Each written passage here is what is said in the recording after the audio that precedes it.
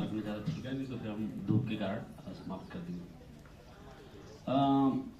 आप लोगों ने मूल निवास और भू कानून का मुद्दा सुना होगा जी, सबने सुना जी, भू कानून मूल निवास का मुद्दा, ठीक है। आपने भी सुना माता जी, सबने भू कानून मूल निवास का मुद्दा नहीं सुना, ठीक है जी।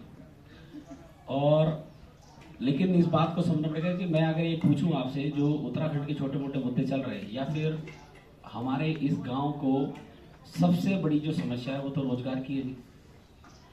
आप कुछ भी कर लीजिए, ये बिटिया है पढ़ लिख के जाएगी, कल तो रोजगार के माध्यम से प्लेन में चली जाएगी। आप में से बहुत सारे युवा जो ऑलरेडी पहाड़ छोड़ के बाहर काम कर रहे हैं। लेकिन एक बात बताइए, वहां पे हिमाचल के लोग क्यों नहीं है दिल्ली में, या मणिपुर के क्यों नहीं है, या लद्दाख के क्यों नहीं है, कश्मीर के क्यों नहीं? इतने सारे लोग जितने हम हैं भाई, हिमाचल में भी तो 1 करोड़ से ज्यादा जनसंख्या है, वो लोग तो नहीं आए 10-10 लाख के भीड़ में वहां पे दिल्ली में, हम लोग कैसे आ गए? अब इस बात को समझते हैं थोड़ा सा। ये मंदिर हमारा है और ये नरसिंह देवता भी हमारे ही देवते हैं। कल अगर इस पे कोई आंच आती है तो हम लड़ जाएंगे कि नहीं हमारे देवता का मंदिर, इस बात को लड़। इसी प्रकार से उत्तराखंड में जगह जगह हर गांव के अंदर एक देवता और एक देवी होती है। हम जैसे मेरे गांव में नागराजा मंदिर है हमारे यहाँ, और देवी हमारी झाली वाली देवी है, ऐसे आपके भी देवी होगी जरूर। तो इस बात को समझना पड़ेगा कि इसका मतलब पूरे उत्तराखंड में बहुत सारे देवी देवताएं हैं। तो ये उत्तराखंड को इसीलिए पूरा भारतवर्ष, पूरी दुनिया देवभूमि के नाम से। अब इस देवभूमि में आप ये बात समझिए कि अगर हम ये जो टिहरी डैम है, ये टिहरी डैम के चारों इर्द गिर्द धीरे धीरे 10-15 साल में जनसंख्या बाहर के आके बसना स्टार्ट कर देगी। जैसे मैं देख रहा हूँ सामने कुछ बन रहा है, मुझे पता नहीं बाहर वालों का है अंदर वालों का है, या ऊपर भी मैं देख रहा हूँ बाहर वालों का अंदर होगा, मुझे पता नहीं।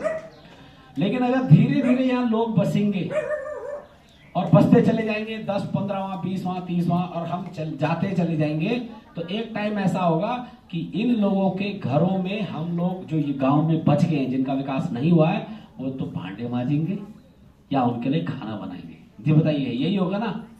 जब सरकार हम पे ध्यान नहीं देगी तो हम तो यही करेंगे फिर। और हो सकता है कि हमारे ही बच्चे चोरी चकैती और डकैती करना स्टार्ट करें खुंदक की वजह से, कि ये पहाड़ तो हमारा है लेकिन कब्जा बाहर वाले कर रहे हैं। तो फिर उग्र होगा ना हमारा आपस में।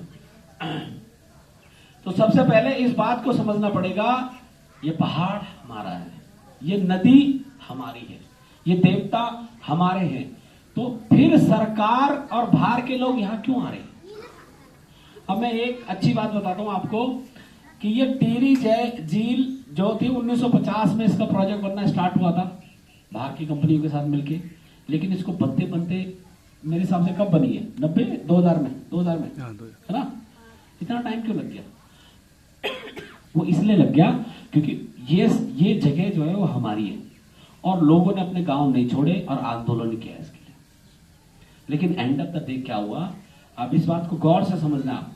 आपके पास एक ऐसा कानून है जो बाहर का व्यक्ति यहां आ नहीं सकता था, वो था आप 1972 से पहले हम सब लोग ट्राइब की श्रेणी में आते थे।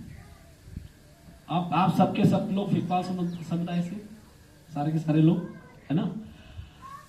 अब आप ये देखिए कि जब हम ट्राइब के अंदर थे 1972 तक, ये पहाड़ में भी हमारा अधिकार था, घास भी हम लाते थे, लकड़ियां भी हम लाते थे, जंगल से पेड़ काट के अपना घर भी बनाते थे। वो सारा का सारा अधिकार हमने 1972 में छीन लिया। एक नदी में हमसे अधिकार ले लिया, उस एक्ट का नाम आप समझिए। तो कानून होते हैं ना, कानून जैसे पुलिस कानून होता है, कोई और कानून होता है, ऐसे ही एक जंगलात वाला कानून आया था। बोलते हैं ना कि जंगलात की जमीन है, पहले नहीं बोलते थे, अब बोलते हैं। क्योंकि 1972 में आप जितने भी लोग पैदा हुए 1972 में से पहले, उस टाइम हमारे पास एक कानून होता था कि नदी जंगल हमारे होते थे, और उस कानून का नाम था फॉरेस्ट एक्ट, यानी कि जंगल अधिनियम कानून 1927। वो कानून इन पहाड़ों पे लागू नहीं था, समझ गए जी? वो कानून इन पहाड़ों पे नहीं होता था। ये 1972 में डाला गया इस कानून को, और यहीं से दूर चमोली गढ़वाल में गौरा देवी ने जब आंदोलन किया कि जंगल तुम क्यों ले रहे हो हमसे, तो सरकार ने बड़ी अच्छी तरीके से बोला कि ये लोग ना पर्यावरण बचाना चाहते हैं, क्योंकि हमारी आवाज इंटरनेशनल लेवल तक पहुंचती तो सारे इंटरनेशनल लेवल की कमेटी हमें सुरक्षा करने आती, लेकिन भारत सरकार ने चुपके से बोल दिया कि ये पर्यावरण आंदोलन है। और पर्यावरण आंदोलन, अरे देखिए, हम इस बात को समझते हैं, मेरे हिसाब से बहुत सारे लोग हैं जो इस गांव में रहते हैं, मीट भी खाते हैं। ऐसा तो है नहीं कि मीट नहीं खाते। ये हमारी जीवन शैली का पुराना है। हम प्लेन की जीवन शैली अलग होती है, पहाड़ की जीवन शैली अलग होते हैं।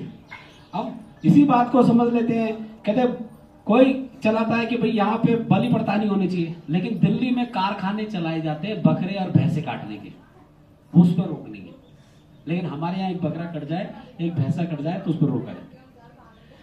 ये क्यों? क्योंकि हमारा जो कल्चर है ये पूरे ब्रह्मांड में, पूरी दुनिया में सबसे विख्यात कल्चर है, और हम सिमट के रह गए एक गांव में।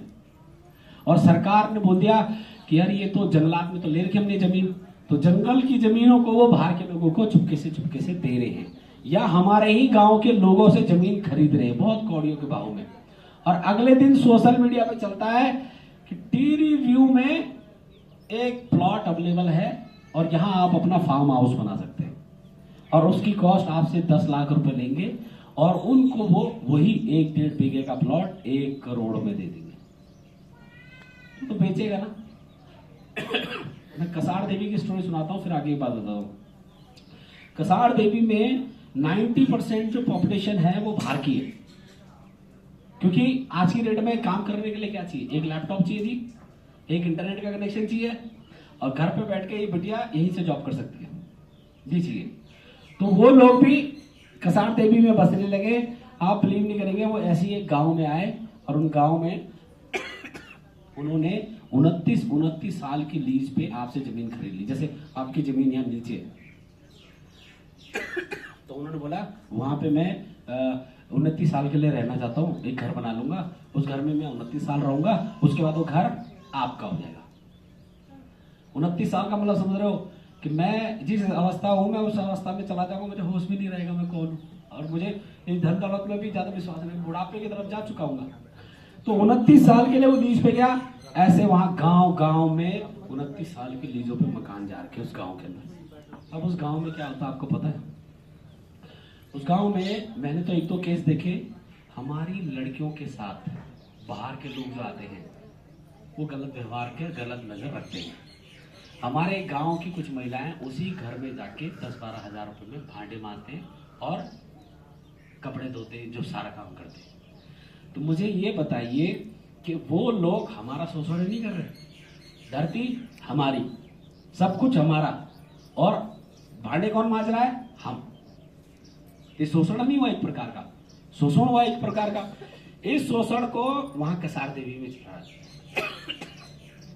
कुछ एक लेडीज, कुछ एक वो, मैं इसलिए ओपनली बोल रहा हूं आप लोगों को क्योंकि हमें रक्षा करनी है अपने बच्चों की।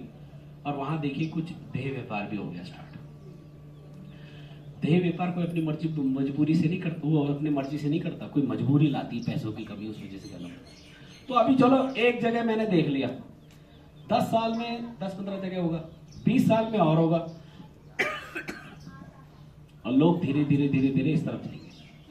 अब इस सारी समस्याओं का एक ही समाधान है, वो ये समाधान है कि इन पहाड़ों पे अगर हमें दोबारा से अधिकार दे दिया जाए, घास निकालने का, जड़ी बूटी निकालने का, लकड़ी काटने का जितनी हमें जरूरत है, या इसके अंदर कैंपिंग करने का, या सरकारी जमीन के ऊपर लकड़ी का रिजॉर्ट बना के रोजगार करने का, ये सारा का सारा अधिकार हमें मिल जाए। और ये जंगल, नदी, हम नहीं कहते कि सरकार से पूरा कब्जा कर ले, सरकार के नियम होते, पर वो उसमें ये नियम है। जब मैं कहता हूं कि भारत के संविधान के अंदर जो नियम है 5th शेड्यूल, वो उत्तराखंड के 1972 तक लागू था, और वो हमसे छीन लिया और किसी को पता भी नहीं चला। मैं इसी की बात कर लेता हूं। 1972 तक ये गांव खाली था क्या, या गांव खाली हो रहा था? बिल्कुल नहीं।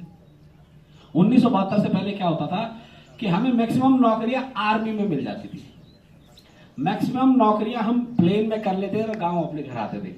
लेकिन धीरे धीरे क्या हुआ, नौकरियों में, आर्मी की नौकरी में हमें कम कर दिया गया, और हमारे यूथ गांव छोड़ने पे मजबूर हो गए और गांव से बाहर जाने लगे और पलायन होना स्टार्ट हो गया। ये तो फिर भी सही बसा हुआ गांव है झील की वजह से। मैं ऐसे ऐसे गांव चले जाऊंगा, मेरा खुद का गांव देख लो आप। पौड़ी में घुड़दुड़ी कॉलेज यानी कि जो इंजीनियरिंग कॉलेज है उसके सामने मेरा गांव है गंडी। 500 से ज्यादा लोग हैं हमारे गांव में, लेकिन